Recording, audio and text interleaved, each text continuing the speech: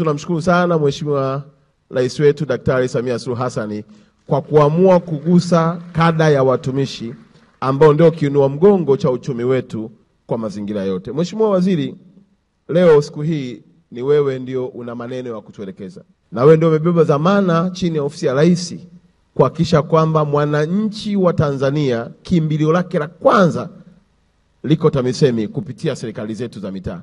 Kauli yako na maelekezo yako si tu kwamba ni faraja kwa watumishi, lakini ni uponyaji kwa wananchi walio wengi maskini ambao hao ndio hukimbilia kwenye ofisi zetu kuhitaji msaada.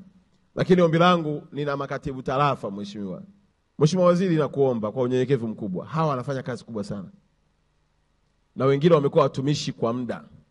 Lakini hawa ndio wawakilishi wa mkuu wa wilaya na mkuu wa mkoa. Na wao ni kiungo muhimu sana cha utendaji wa serikali kati ya central government pamoja na local government. Ikikupendeza uniruhusu nikupatie CV zao.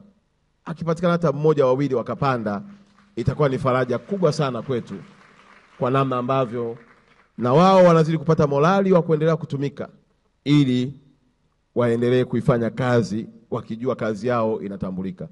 Nikushukuru sana sana sana kwa namna ambavyo ulilizia na kuzitaka halmashauri zote zitenge fedha kwa ajili ya kulipa posho wenye viti wa mitaa, vijiji na vitongoji. Jambo hili kwa kweli linatuondoa kwenye adha na aibu ya wenye viti wetu wa mitaa, vijiji na vitongoji kutumia fedha ya mihuri kama fedha ya kuendeshea ofisi.